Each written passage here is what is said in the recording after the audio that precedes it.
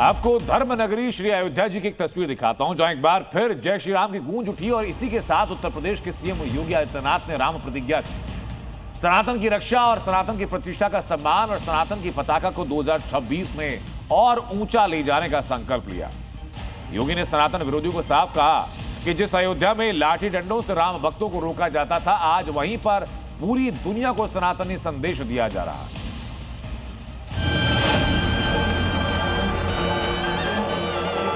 हिंदुस्तान का सबसे बड़ा सनातनी चेहरा, जिनका हर कदम सनातन की रक्षा के लिए ही उठता है।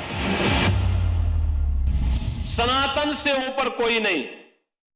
इस सनातन की ध्वजा पताका हमेशा दिग दिगंत तक ऐसे ही गूंजती रहेगी। जिन्होंने हिंदुस्तान के सबसे बड़े सनातनी केंद्र को न केवल नई पहचान दिलाई, बल्कि यहां से शुरू हुई सनातनी गूंज अब पूरे हिंदुस्तान में गूंज रही है। 2025 में सीएम योगी ने महाकुंभ का आयोजन कराया, संभल को सनातनी पहचान दिलाने की मुहिम छेड़ी और अब 2026 में सनातन की धर्म ध्वजा को और आगे ले जाने का ऐलान कर दिया है। अयोध्या की इस दिव्यता को, इस भव्यता को अनंत काल तक बनाए रखने के लिए हम सबको, हर सनातन धर्मावलंबी को आगे बढ़ना पड़ेगा। एक साथ अपने जीवन का हिस्सा इसको बनाना पड़ेगा। मौका था अयोध्या में प्राण प्रतिष्ठा द्वादशी के अवसर पर खास आयोजन, जिसके जरिए सीएम योगी ने एक बार फिर सनातन का झंडा बुलंद किया, साथ ही सनातन विरोधियों को करारा जवाब भी दिया। कोई जय श्री राम बोलता था तो उस पर लाठी जरूर पड़ जाते थे, गिरफ्तारियां हो जाती थी। आज तो आप देश में जाइए, राम राम बोलिए, जय श्री राम बोलिए, और अब तो भारत सरकार की योजना भी जी राम जी के नाम पर ही आ गई है, जो रोजगार की सबसे बड़ी स्कीम बनने जा रही है। योगी आदित्यनाथ के निशाने पर एक बार फिर समाजवादी पार्टी की सरकार रही, जिसे योगी ने अयोध्या को लहूलुहान करने का जिम्मेदार बताया। जिनके शासन में आतंकी हमले होकर के अयोध्या को लहूलुहान करने का प्रयास हुआ था, लेकिन प्रभु की कृपा और बजरंगबली जहां की रक्षा स्वयं कर रहे हो, वहां तो भूत पिशाच से निकट नहीं आवे महावीर। जब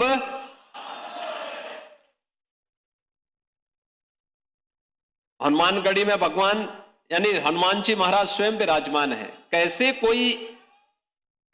कोई आतंकी यहां घुस जाता। सीएम योगी यहीं नहीं रुके, भगवान राम का आशीर्वाद लेकर योगी ने अयोध्या का अर्थ भी बताया और यहां हुए अनर्थ के लिए विरोधियों पर निशाना भी साधा।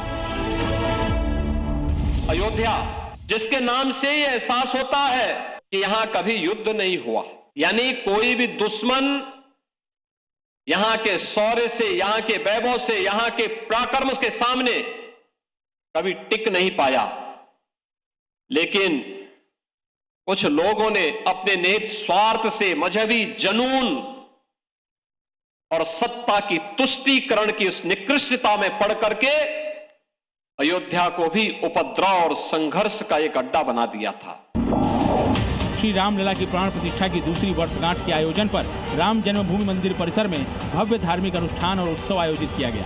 इस मौके पर रक्षा मंत्री राजनाथ सिंह भी मुख्य अतिथि के रूप में शामिल हुए और राम जन्मभूमि आंदोलन में अपनी भूमिका बताते हुए भावुक हो गए।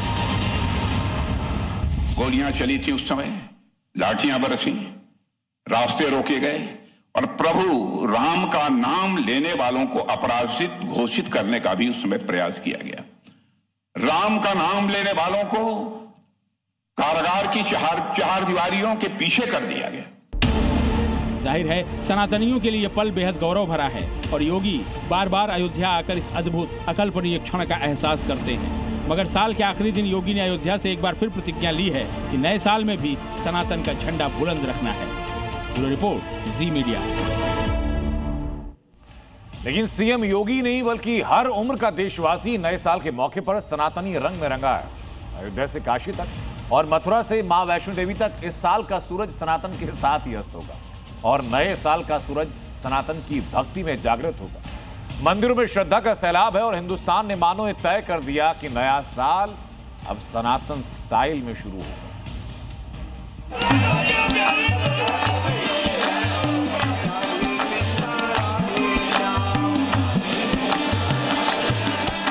योगी अरविंद ने 100 साल पहले ये घोषित कर दिया कि सनातन धर्म का उत्थान हो, ये भगवान की इच्छा है। सनातन धर्म के कारण ही हमारा वजूद है, हमारा अस्तित्व है। हम सब कुछ स्वीकार करेंगे, लेकिन अपने देश और अपने धर्म के खिलाफ कुछ भी स्वीकार नहीं करेंगे। अयोध्या, मथुरा, काशी 2026 की झांकी।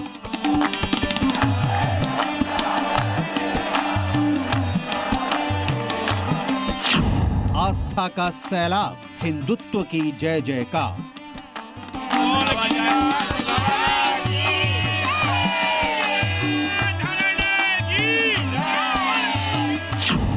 नया साल सनातन के नाम।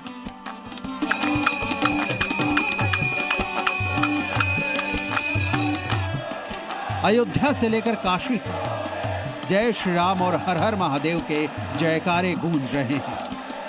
पहले गोवा में जश्न मनाने वाली जेन जी गोवर्धन यात्रा कर रही है। देश की बात तो छोड़ ही दीजिए, विदेशों से भी सनातनी परंपरा से नए साल के स्वागत में भारी भीड़ हिंदुस्तान की धरती पर जुट रही है। 2025 में हिंदुस्तान से उठी सनातन की गूंज ने ऐसी अलग जगाई कि अब नए साल का स्वागत सनातन स्टाइल में ही किया जा रहा है। शहर शहर मंदिरों में उमड़ी भीड़ हिंदुस्तान में सनातन के स्वर्णिम युग की पूरी कहानी बता रही है। यानी कल तक जहां जेन जी पब क्लब में नए साल का स्वागत करते थे, आज न सिर्फ ट्रेंड बदला है, बल्कि हिंदुस्तान में जो पुराना वैभव था वो लौट आया है।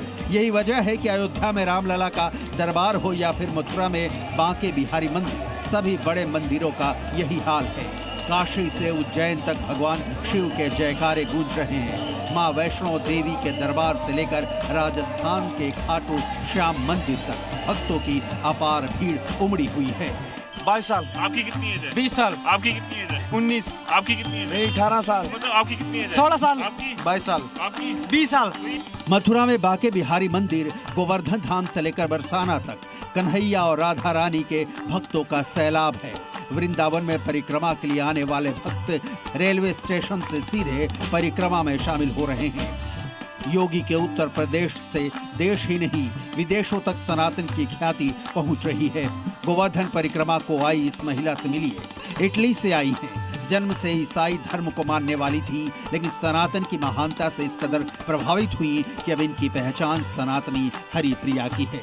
हरिप्रिया ही नहीं, ऐसे और भी हैं जो हिंदू धर्म में रच बस गए हैं और अब यही के होकर रह गए हैं।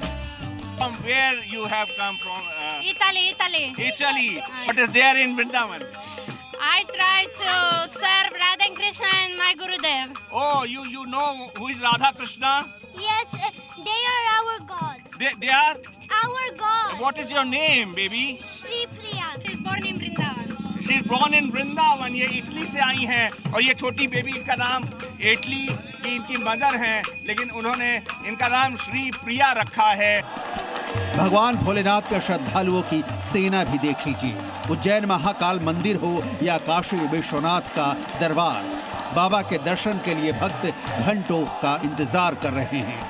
नया साल शुरू होने वाला है और 2026 की शुरुआत सभी माता रानी के दरबार में माथा टेक कर करना चाहते हैं। यही कारण है कि मां वैष्णो देवी के दरबार में भारी भीड़ जो है भक्तों की देखने को मिल रही है। रोज 30 से 35 हजार श्रद्धालु हैं वो यहाँ पर पहुंच रहे हैं और आप लंबी लंबी कतारें जो है वो अपने आप में दर्शाती हैं कि किस तरह से ये सनातनी भीड़ जो है वो आज माता रानी के दरबार में पहुंची है। देश के अलग अलग कोनों से यहाँ पर श्रद्धालु पहुंचे हैं और माता वैष्णो देवी के दरबार में भी आस्था का सैलाब है। दूर दूर से माता के भक्त दर्शन को उमड़ पड़े हैं और इस साल तो ऐसा लग रहा है जैसे भक्ति का सारा रिकॉर्ड ही टूटने वाला है। नया साल शुरू होने वाला है और 2026 की शुरुआत सभी माता रानी के दरबार में माथा टेक कर करना चाहते हैं। यही कारण है कि मां वैष्णो देवी के दरबार में भारी भीड़ जो है भक्तों की देखने को मिल रही है। रोज 30 से 35 हजार श्रद्धालु हैं वो यहाँ पर पहुंच रहे हैं और आप लंबी लंबी कतारें जो है वो अपने आप में दर्शाती हैं कि किस तरह से ये सनातनी भीड़ जो है वो आज माता रानी के दरबार में पहुंची है। यानी हर तरफ सनातन की गूंज है और इस बार हिंदुस्तान ने नए साल का स्वागत पूजा पाठ और मंदिर दर्शन से ही करना तय कर लिया है। ब्यूरो रिपोर्ट, जी मीडिया। साल 2025 भले ही खत्म हो रहा है, मगर सीएम योगी का यूपी को क्राइम फ्री स्टेट बनाने का मिशन जारी है। योगी फोर्स इसके लिए दिन रात एक्शन मोड में अपराधियों का सफाया किया जा रहा है। यूपी के हर शहर और हर कस्बे में पुलिस ऑपरेशन चला रही है, लेकिन जिनका एक ही मिशन है, अपराध मुक्त उत्तर प्रदेश करने का। पिछले 5 सालों के दौरान उत्तर प्रदेश में अपराध पर एक्शन के आंकड़े में दिखाता हूं आपको। आंकड़े क्या कहते हैं?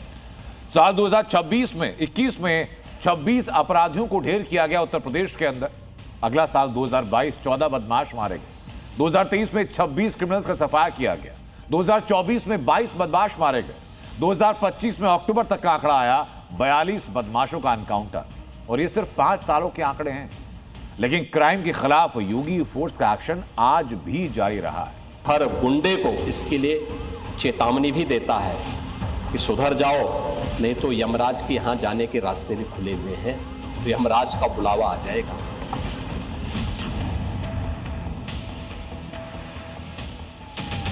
साल 2025 खत्म हो रहा है, साथ ही खत्म हो रही है यूपी से अपराधियों की दहशत, क्योंकि योगी फोर्स लगातार क्रिमिनल्स का सफाया करने में जुटी है। अपराधी नाम सुनकर के भागता है, और जब तक यह भय नहीं होगा, एक कॉमन मैन के मन में विश्वास नहीं आप पैदा कर सकते।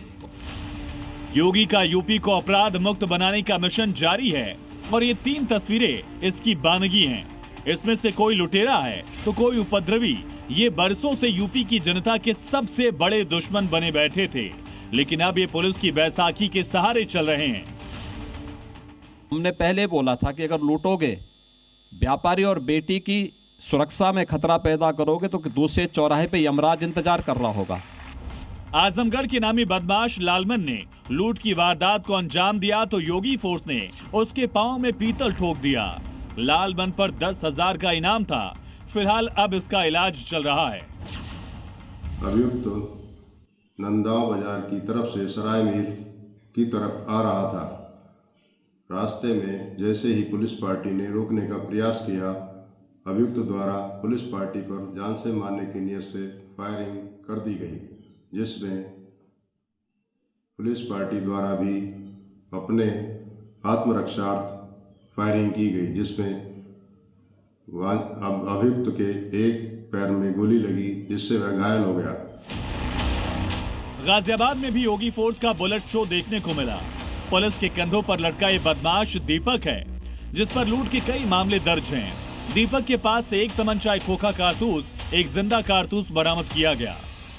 बदमाश ने जान से मारने की नीयत से पुलिस पर फायर कर दी, जिसमें आत्मरक्षा पुलिस द्वारा जवाबी फायरिंग की गई, जिससे उसके पैर में गोली लगी है। उसे उपचार हेतु अस्पताल भेजा गया है। फिरोजाबाद में भी उपद्रवियों का हाफ एनकाउंटर किया गया। अस्पताल के बिस्तर पर पड़े उपद्रवियों ने एक जिम पर पथराव और फायरिंग की थी, जिसके बाद से पुलिस को इनकी तलाश थी। लेकिन चेकिंग के दौरान जब इनका सामना योगी फोर्स से हुआ, तो उन्होंने सरेंडर करने की बजाय बंदूक तान दी।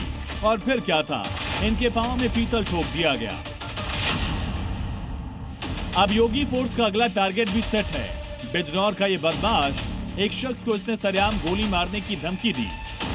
अगर एक स्टोरी भी लगा दी ना उनके लिए, तो माथे में गोली मारकर शक्ति चौक पर टंगवा दूंगा। योगी फोर्स को चैलेंज करने वाला आरोपी एक महिला यूट्यूबर को धमका रहा है कि अगर किसी ने इसके समर्थन में कुछ कहा तो उसे जान से मार देगा। दरअसल बिजनौर में सोशल मीडिया इन्फ्लुएंसर्स के लिए कार्यक्रम का आयोजन किया गया था, जिसमें महिला यूट्यूबर ने कार्यक्रम के आयोजकों पर भेदभाव का आरोप लगाया। मुझे पता है कि हाँ, बिजनौर की पब्लिक के सामने हमारी क्या वैल्यू है, कसम से हमें तो कोई रोकथाम कर नहीं सकता था। लेकिन इतना पता, जिन बेचारों की कोई पहचान नहीं, बताओ हमारे सामने धक्का मार के उन्हें नीचे उतार रहे स्टेज पर से। सच में बहुत दिल दुखा। इसके बाद आरोपी शख्स ने महिला यूट्यूबर, उनके समर्थकों को जान से मारने की धमकी दे डाली। हालांकि यूपी की महिलाओं और बेटियों के साथ गलत करने और सोचने वाले योगी फोर्स से बचते नहीं हैं। महिला सुरक्षा हमारे लिए सर्वोच्च महत्व रखता है। कोई खिलवाड़ करेगा तो उसका खामियाजा भुगतेगा। ब्यूरो रिपोर्ट, जी मीडिया। एक तरफ अपराधियों और हुड़दंगियों पर कार्रवाई है, तो संभल में हंगामा शांत नहीं हो रहा। संभल के बिलालपत गांव में फर्जी वोटों की जांच के दौरान जबरदस्त हंगामा हुआ। हालात इतने बिगड़ गए कि डिप्टी कलेक्टर को टीम के साथ खुद को कमरे में बंद करना पड़ा। हालांकि संभल पुलिस वहां पर पहुंची और हालात को आखिर में संभाला, लेकिन फिर सवाल लौटकर वही आता है, इस संभल का असली इलाज क्या अभी भी बाकी है? संभल में एसआईआर पर भाईजान का दंगल, बवाली भाईजान का इलाज अभी बाकी है। हंगामा, मारपीट और बवाल। ये तस्वीरें संभल के बिलालपत गांव की हैं, जहां फर्जी वोटों की जांच होनी थी, लेकिन हंगामा हो गया। डिप्टी कलेक्टर जब ग्राम पंचायत सचिवालय पहुंची तो मुस्लिमों के दो गुट आमने सामने आ गए। पहले आरोप प्रत्यारोप का दौर चला, फिर गाली गलौज शुरू हो गई और बात इतनी बढ़ गई कि मारपीट होने लगी। फिर क्या था, देखते ही देखते जमीन पर टिकी रहने वाली कुर्सियां हवा में लहराने लगी, धक्का मुक्की होने लगी और अफरा तफरी का माहौल बन गया। हालात इतने बिगड़े कि डिप्टी कलेक्टर और उनकी टीम को सचिवालय भवन में खुद को बंद करना पड़ा। हैरानी इस बात की है कि ये सब कुछ तब हुआ जब विवादित जामा मस्जिद के पास सरकारी जमीन पर कब्जा कर बने कब्रिस्तान की जमीन पर पैमाइश चल रही थी। संभल में चप्पे चप्पे पर पुलिस का पहरा था, मगर फिर भी संभल के भाईजान पुलिस प्रशासन के सामने ही आपस में भिड़ गए। ऐसे में सवाल उठना लाजमी है कि क्या संभल में कट्टरपंथी जमात का हिसाब अभी भी बाकी है? क्या संभल हिंसा के 1 साल बाद भी भाईजान नहीं सुधरे हैं? और क्या अब एक बार फिर योगी फोर्स इनका इलाज करेगी? दंगा कैसे होता है और दंगाई का उपचार कैसे होना है, हाँ, तो बरेली के मौलाना से पूछ लो। अब यहाँ न कर्फ्यू है न दंगा है, अब यूपी में योगी फोर्स को मैसेज क्लियर है। लिहाजा जैसे ही एसआईआर पर भाईजान के बीच हुए संग्राम की खबर फैली, संभल पुलिस मौके पर पहुंची। हंगामे पर काबू पाने के लिए लाठीचार्ज किया गया और प्रशासनिक टीम को सुरक्षित बाहर निकाला गया। मारपीट का वीडियो सामने आने के बाद पुलिस ने कई लोगों को हिरासत में लिया है और इन बवालियों पर एफआईआर दर्ज करने की तैयारी चल रही है। दरअसल संभल के बिलालपत गांव में 48 फर्जी वोटों का आरोप सामने आया था, जिसकी जांच के लिए एसआईआर की टीम मौके पर पहुंची थी। लेकिन जांच के दौरान ही 2 मुस्लिम पक्ष आपस में भिड़ गए और फिर इस कदर बवाल हुआ कि हालात बेकाबू हो गए। अब इस पूरे बवाल के पीछे का खेल समझिए। दरअसल संभल में करीब 20% वोटों का शुद्धिकरण हो चुका है, यानी 3.19 लाख वोट काटे जा चुके हैं। एसआईआर से पहले संभल में कुल 15,70,306 मतदाता थे। अंतिम सूची में 12,51,300 मतदाता यानी 79.69% ही बचे हैं। कुल 3,19,006 मतदाताओं के नाम सूची से हटाए गए हैं। पहले 3.26 लाख वोट हटाने के लिए चिन्हित किए गए थे, लेकिन अंतिम दिन में ये संख्या घटकर 3.19 लाख रह गई, जिसके बाद संभल के भाईजान अपनी पहचान बचाने के लिए भिड़ गए। मगर अब संभल पुलिस इनकी लिस्ट तैयार कर रही है, जिन्होंने एसआईआर टीम और योगी फोर्स को चैलेंज करने की कोशिश की है। संभल से सुनील सिंह के साथ ब्यूरो रिपोर्ट, जी मीडिया। और अब एक हैरान करने वाली खबर उत्तर प्रदेश के गाजीपुर से, जहां एक पब्लिक स्कूल में प्रेयर की जगह कलमा पढ़ाया जा रहा था। हिंदू बच्चों को कलमा पढ़ाने का वीडियो सोशल मीडिया पर वायरल हुआ। हिंदू संगठनों ने हंगामा खड़ा कर दिया। ये कलमा पढ़ते बच्चे किसी मदरसे के नहीं बल्कि पब्लिक स्कूल के। धारा प्रवाह कलमा पढ़ रही ये बच्ची मुस्लिम नहीं बल्कि हिंदू है। बच्ची को ये भी नहीं पता कि वो जो बातें बोल रही हैं उसका मतलब क्या है। शिक्षा के नाम पर ये मजहबी साजिश का मामला यूपी के गाजीपुर का। नाम है MRD पब्लिक स्कूल, CBSE से मान्यता प्राप्त, लेकिन बच्चों को तालीम मजहबी दी जा रही है। वीडियो में स्कूल यूनिफॉर्म में बच्चे एक लाइन से ग्राउंड में हैं। स्पीकर से बच्चों को कलमा पढ़ाया जा रहा है। वीडियो वायरल हुई तो हंगामा हुआ। हिंदू संगठनों ने कड़ा ऐतराज जताया। बच्चों से कलमा पढ़वाने के खिलाफ क्षत्रिय महासभा ने बिगुल फूंक दिया। हिंदू संगठन मांग कर रहे हैं कि स्कूल की फंडिंग की जांच हो और स्कूल पर कार्रवाई। मेरी मांग ये है कि इसकी गहनता से जांच की जाए और जांच करने के उपरांत इनके जो फंडिंग है उनकी भी जांच की जाए। फंडिंग के माध्यम से ये लोग ऐसा कृत्य तो नहीं कर रहे हैं। उस स्कूल में जो सुबह मेरे ख्याल 23 से 24 की बात है, सुबह जो प्रार्थना हो रही है उसमें उर्दू के माध्यम से प्रार्थना सभा कराई जा रही है, जिसमें LKG से लेके 12वीं तक के बच्चे पढ़ते हैं। ये कैसे सूचना मिली? ये सूचना हमें वीडियो के माध्यम से मिली। वहाँ के स्थानीय लोगों ने वीडियो हमें भेजा, वीडियो के माध्यम से सूचना मिली। लेकिन सवाल ये कि हिंदू बच्चों से कलमा क्यों पढ़वाया जा रहा है? क्या बच्चों को कलमा पढ़ाने के पीछे कोई खास मकसद था? हिंदू संगठन ये सवाल भी उठा रहे हैं कि धर्मांतरण की साजिश के तहत ये किया गया है। शिकायत मिलने के बाद प्रशासन ने मामले में संज्ञान लिया। ADM ने शिक्षा विभाग को जांच के निर्देश दिए। स्कूल को नोटिस भी जारी किया। विद्यार्थियों द्वारा उर्दू में वंदना इत्यादि टाइप की कुछ चीजें का वीडियो संज्ञान में आया है, उसको देखा भी गया है। उससे संबंधित जिला विद्यालय निरीक्षक को उसका जांच करने के लिए, उससे संबंधित जो भी तथ्य हैं उनकी जानकारी हासिल करने के लिए और दिशा निर्देश दिए गए हैं। और जो भी जांच के उपरांत जो भी तथ्य सामने आएंगे उसके परिप्रेक्ष्य में आगे की कार्रवाई की जाएगी। मुझे ऐसा बंदा बना मेरे मौला। स्कूल सरकारी हो या प्राइवेट, बच्चा चाहे किसी भी धर्म का हो, उन्हें धार्मिक गतिविधियों में हिस्सा लेने के लिए मजबूर नहीं किया जा सकता। लेकिन गाजीपुर के इस स्कूल ने साजिश के तहत हर नियम की धज्जियां उड़ा दी। ब्यूरो रिपोर्ट, जी मीडिया। 2026 आने में अभी कुछ घंटे बाकी हैं। हालांकि विदेश के कई शहर ऐसे हैं जहां 26 का आगाज हो चुका है।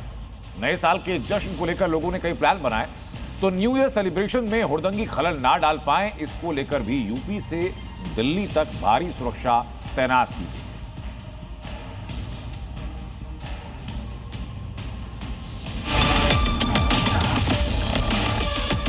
न्यू ईयर के जश्न में हुड़दंग की तो खैर नहीं।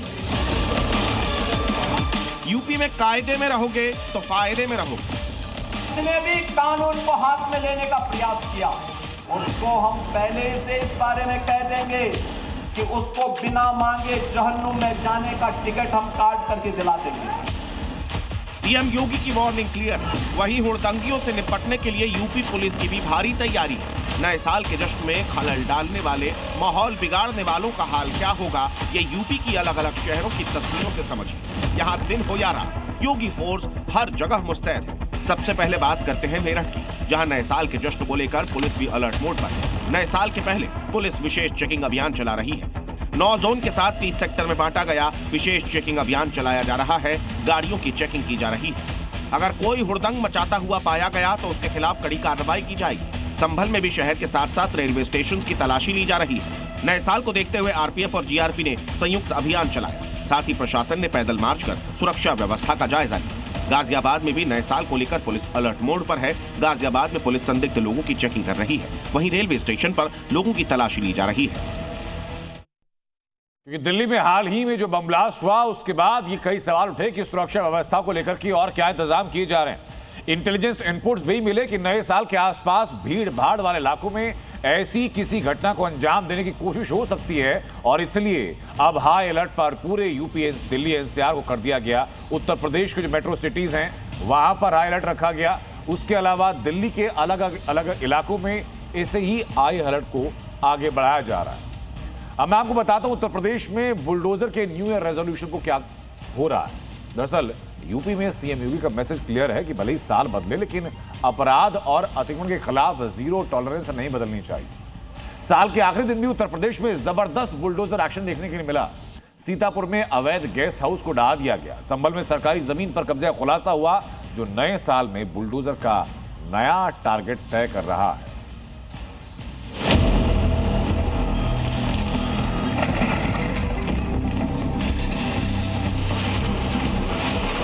साल 2025 खत्म होने में महज कुछ ही घंटे बाकी, लेकिन यूपी में बुलडोजर एक्शन अब भी खत्म नहीं हुआ। बुलडोजर उसी टॉप गियर पर,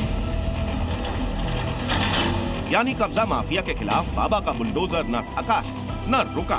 बुलडोजर के सामने जो भी अवैध आए वो एक एक करके मिट्टी में मिलता गया। बुलडोजर पे हर एक व्यक्ति के हाथ नहीं फिट हो सकते। इसके लिए दिल और दिमाग दोनों चाहिए। बुलडोजर जैसी क्षमता और दृढ़ प्रतिज्ञा जिसमें हो वही बुलडोजर चला सकता है।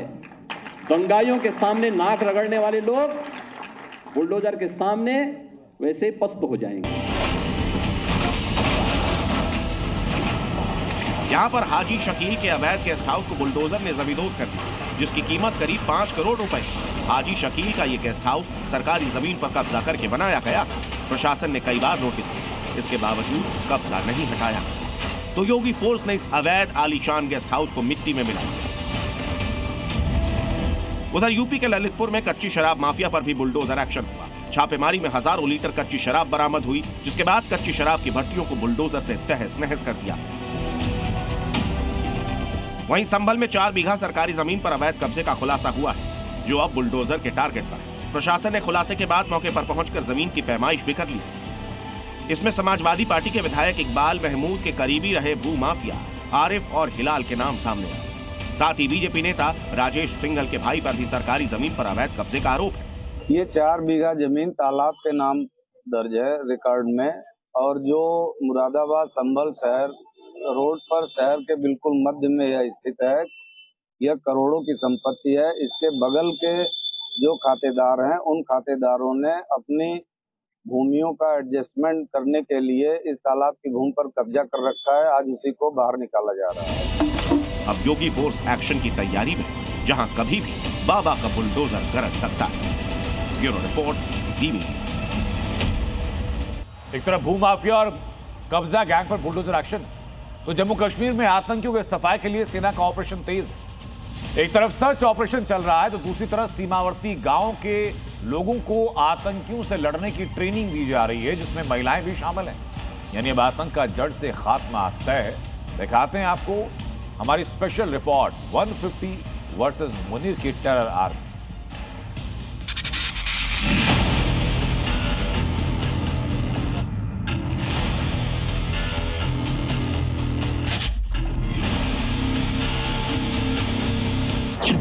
घाटी में आतंक का अंत करेगी नई सेना। तो हम कहते हैं कि हमें हिंदुस्तान की गवर्नमेंट अगर चाइना बॉर्डर पे भी लेगी तो हम तैयार हैं। गुरिल्ला वॉर से होगा आतंक का खात्मा। पहले भी टेररिस्ट से हाईलाइट रही है। यहाँ का हर गांव जो है तो जंगल में ही है, हर आबादी जो है तो जंगल में रहती है, जहाँ पे टेररिस्ट को आना मतलब हमेशा आसान रहा है। गांव वालों को आतंकियों से लड़ने की ट्रेनिंग।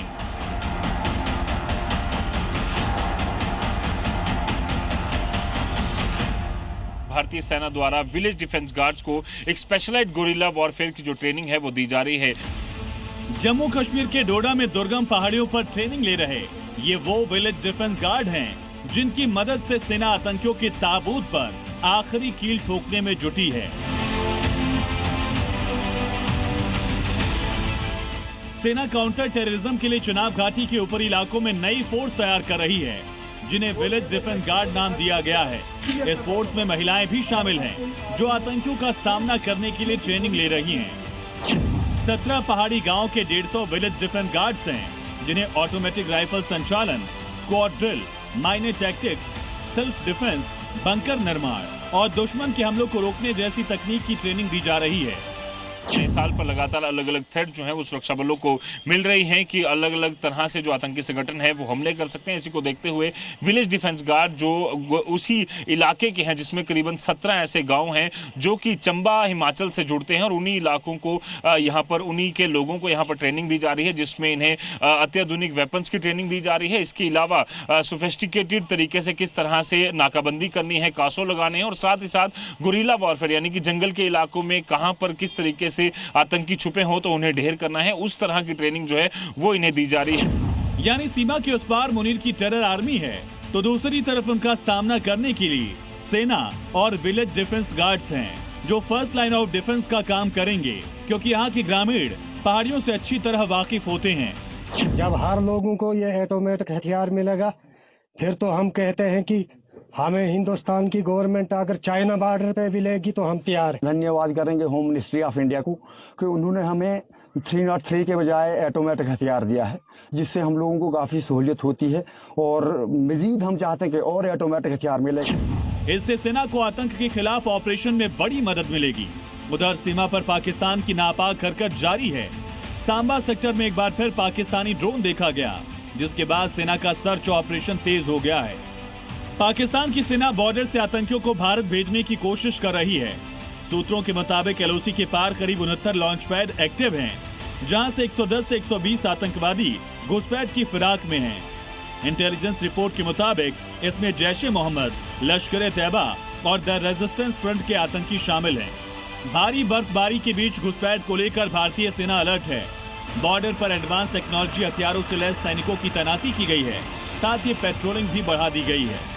बीएसएफ की तरफ से यहाँ पर पेट्रोलिंग जो है वो यहाँ पर की जा रही है। साफ तौर से आप देख रहे हैं यहाँ पर कि जो बीएसएफ के जवान हैं वो इस वक्त यहाँ पर जो पेट्रोलिंग है वो इस वक्त यहाँ पर कर रहे हैं। बीएसएफ के जितने भी जांबाज हैं हाथों में अत्याधुनिक हथियारों को लेकर जो बीएसएफ के जवान हैं वो इस वक्त सांबा अंतर्राष्ट्रीय सीमा पर पेट्रोलिंग कर रहे हैं, ताकि पाकिस्तान की तरफ से अगर कोई भी घुसपैठ का प्रयास होता है तो उसे पूरी तरह से विफल किया जा सके। साल 2025 में 16 बार घुसपैठ की कोशिश हुई। सुरक्षा बलों ने 46 आतंकियों को मार गिराया। यानी अब मुल्ला मुनीर की आतंकी ब्रिगेड का सफाया तय है, चाहे वो जम्मू कश्मीर के अंदर हो या बाहर।